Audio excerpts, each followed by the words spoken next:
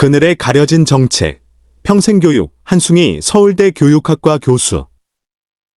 빨간 꽃 노란 꽃 꽃밭 가득 피어도 따스한 봄바람이 불고 또 불어도 미싱은 잘도 돈에 돌아가네. 노래를 찾는 사람들이 불렀던 사계 가사다. 낭만적으로 들려도 실은 1970년대 당시 자신의 몸을 갈아넣고 노동하던 젊은 여성 노동자들의 눈물과 땀을 노래했다. 그래서 이 노래를 들을 때마다 눈물이 난다. 한 시대 전체가 그랬다. 경공업으로 시작한 한국 경제는 대량의 나이 어린 저숙련 저임금 노동자를 집단적으로 요구했고, 한국의 근대화 과정은 학교를 제대로 다니지 못한 청소년들의 희생에 의해 지지되었다. 국가와 기업은 이들을 산업역군이라고 추켜 세웠지만 사실 이들은 기본적인 삶의 권리도 포기한 채 기계 앞에 붙들려 있어야 했던 어린 노동자일 뿐이었다. 사계의 가사는 이렇게 끝난다. 우리네 청춘이 저물고 저물어도 미싱은 잘도 돈에 돌아가네. 그들이 잃어버린 것은 청춘만이 아니었다. 학교 다닐 기회도 잃어버렸다. 젊은 전태일이 일하던 1970년 동대문 일대만 해도 봉제 노동자 숫자가 3만 명에 달했고, 이 중 80% 이상이 10에서 20대의 여공이었다. 13살 여공의 삶을 쓴 저자는 아버지가 학교에 보내준다는 말에 순순히 서울로 따라 나섰지만 결국 13살의 평화시장 시다로 인생을 시작했다. 정확한 통계는 없지만 당시 여공들의 절반은 아마도 초등학교밖에 졸업하지 못했을 것이다. 그래서 공장에 부설된 산업체 부설 중 고등학교를 가진 기업이 인기였다. 비록 이들의 몸은 공장에 묶여 있었지만 그 마음속에는 언젠가 고등학교를 졸업하고 대학도 가고 싶다는 열망이 있었다. 어려서 일터로 갔던 사람들은 이제 시간이 흘러 어느새 고령자가 되었다. 이들의 잃어버린 교육 기회를 늦게나마 보상하기 위해 만들어진 법이 바로 평생교육법이다. 평생교육이 표면적으로는 미래 세대의 계속교육을 지원하는 법으로 인식되고 있지만 사실 그 출발은 산업화 세대, 베이비붐 세대처럼 교육적 결핍을 경험한 고령자에 대한 교육적 보상의 개념으로 시작되었다. 하지만 한참 늦었다.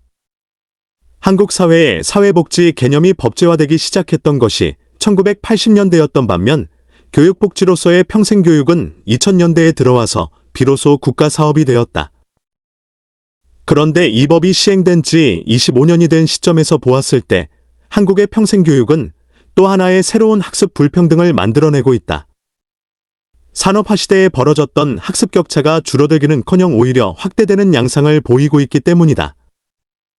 2023년을 기준으로 볼 때 25에서 29세 청년층의 평생학습 참여율 44.8%은 산업화 세대인 70에서 79세 고령층 참여율 23%의 2배에 가깝다. 학력별로도 대졸 이상 참여율 39.9%, 이 중졸 이하 22.1%보다 훨씬 높다. 월 가구 소득별로 볼 때 월 500만 원 이상 소득 가구 참여율 36.1%, 이 150만 원 이하 21.2%에 비할 바 아니다. 비취약계층의 참여율 32.8%은 취약계층 22%를 능가하며 상용근로자 참여율 40.0%은 임시 및 일용직 25.2%를 가볍게 뛰어넘는다. 또한 그 차이가 참으로 구조적이며 체계적이기까지 하다. 사회평등화라는 차원에서 학습을 더욱 필요로 하는 집단이 고령층, 저학력층, 저소득층, 취약계층, 임시직 등일 테지만 현실은 정반대이다. 한국의 평생교육 정책은 그 초기의 취지를 실현하고 있지 못하며 오히려 사회적 약자층이 겪는 학습 격차를 그대로 방치하고 있다. 학습 격차만큼이나 큰 문제는 바로 사회 전체의 평생학습 참여율이 놀라울 만큼 낮다는 것이다. 한국인의 평생학습 참여율은 겨우 32%에 불과하다. 형식교육과 비형식교육을 통틀어서 1년 동안 단 한 번도 교육에 참여하지 않는 사람의 비율이 성인 전체의 68%나 된다. 그만큼 일반 시민들의 삶이 교육에서 멀어져 있다. 돌아보면 한국의 평생교육이 그동안 쌓아온 성과는 결코 과소평가될 수 없다. 하지만 문제점도 적지 않다. 앞에서 지적한 것처럼 평생교육이 사회 전반의 학습 격차를 줄이지 못할 만큼 전격적이지 못하다는 것이 그 첫 번째 문제라고 한다면, 다른 하나는 사회의 구조적 왜곡을 변혁해 나가는 과정에서 평생교육에 대한 사회적 존재감이 크지 않다는 것이다. 인류가 당면한 궁극적인 문제들, 예컨대 기후변화, 민주주의의 후퇴, 노동 양극화 등에 대해서 크게 목소리를 내지 못한다. 학습 소비주의적인 현재의 평생학습의 틀을 넘어서 공정과 혁신을 향한 사회 변혁의 촉진자로 평생교육의 의미를 재정립할 필요가 있다. 그러기 위해서는 지금 우리가 하고 있는 교육활동을 처음부터 다시 들여다봐야 한다. 미국의 구조화된 폭력을 보는 한 시각. 시민 불복종 시위는 의도하지 않게 일부 파괴와 폭력성을 동반하기도 한다. 폭력성을 옹호해서는 결코 안 되지만 그것을 빌미로 평화적 시위의 본질을 매도해서도 안 된다. 그럼에도 6월 2일 트럼프가 보여준 행태는 이런 구분을 무의미하게 만들고 말았다. 백악관 로즈가든에 선 트럼프는 시위대를 싸잡아 테러 집단으로 몰아붙였다. 자신은 법과 질서를 지키는 대통령으로서 나약한 주지사들을 대신해서 연방군대를 동원해 진압하겠다고 선언했다. 군과 경찰이 섞인 진압대는 트럼프의 연설을 기다리던 평화 시위대를 향해 무차별로 최루탄을 발사하며 강제해산 작전에 돌입했다. 지금 미국 주요 도시들은 인종차별과 인권 탄압에 반대하는 저항의 물결로 가득 차 있다. 지난주 CNN 앵커 쿠오모는 이 시위가 단지 흑인만의 문제가 아니며 억울한 죽음에 분노하고 좌절하는 보통의 시민들 목소리로 채워져 있다는 점을 누차 강조했다. 적어도 3일째 되는 날까지 시위는 평화 속에서 분명한 메시지를 전달하고 있었다. 하지만 어느새 방송 화면을 채우고 있는 활활 타오르는 로스앤젤레스 거리는 문제의 본질을 혼란스럽게 만들었다. 숨 쉴 수 없다던 플로이드의 목소리는 이런 혼란들 틈에서 어느덧 진압되어야 할 폭도의 이미지로 변해버렸다. 평화적 시위 장면은 어느새 화면 밖으로 사라졌다. 도심에 불타는 장면은 공교롭게도 한국계로 보이는 현장 기자에 의해 생중계되었고, 보도되는 약탈의 현장은 그대로 1992년 흑인 폭동 당시 피해의 중심에 있던 한국 상점들의 이미지를 떠올리게 했다. 이때까지 트럼프는 주지사와 시장들의 등 뒤에 숨어 있었고, 시위대 역시 규모가 커지면서 질서를 잡지 못했다. 그 사이에 약탈과 파괴가 뒤섞여 들어오면서 텔레비전 화면 속에서 혼란은 극적으로 묘사되기 시작했다. 책임져야 할 자들은 사라져버렸고 남은 것은 화형과 연기가 만드는 공허한 메아리뿐이었다.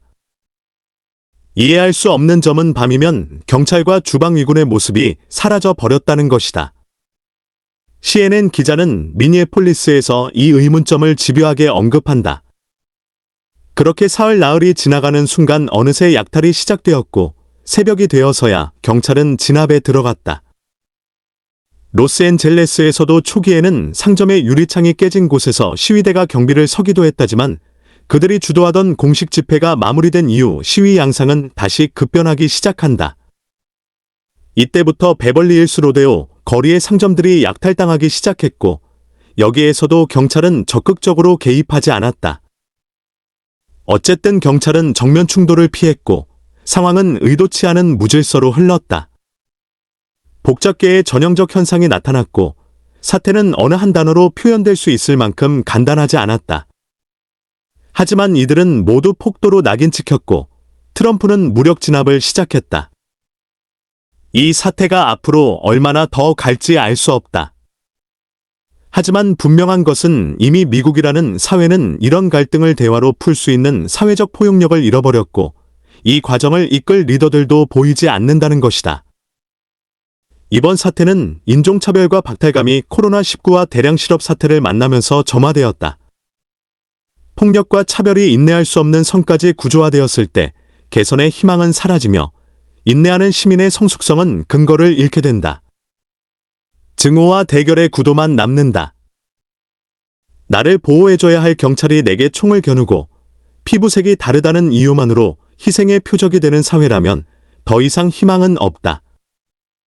사회보장이라고는 손톱만큼도 기댈 데가 없고 엄청나게 비싼 건강보험에 들지 않으면 팬데믹, 세계적 대유행, 상황에서도 살아남을 수 없다면 그건 이미 희망이 꺼져버린 사회이다. 그런 사회 한가운데 소수 인종들이 버려져 있고 신종 코로나 바이러스보다 더 끔찍한 인종차별과 가난이라는 바이러스가 수대에 걸쳐 이들을 흔들고 있다. 그들을 약탈자로 부르기 이전에 과연 그들에게 희망이라는 단어가 존재하기나 했는지를 먼저 물어야 한다. 이런 사태를 우리는 반면교사로 삼아야 한다. 지금의 젊은이들은 희망이 사라져버린 사회를 강요받고 있다. 무차별 경쟁과 계급 간 간극 속에서 투잡, 스리잡을 강요받고 있다.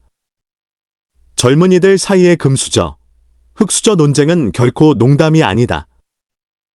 이들에게 사회적 포용력과 재분배의 가능성을 주는 정치력이 요구된다. 교육 전문가인 필자가 왜 이런 글을 쓰냐고 묻는다면 답은 분명하다. 분배 문제의 해결이 없는 교육개혁은 아무런 의미가 없기 때문이다.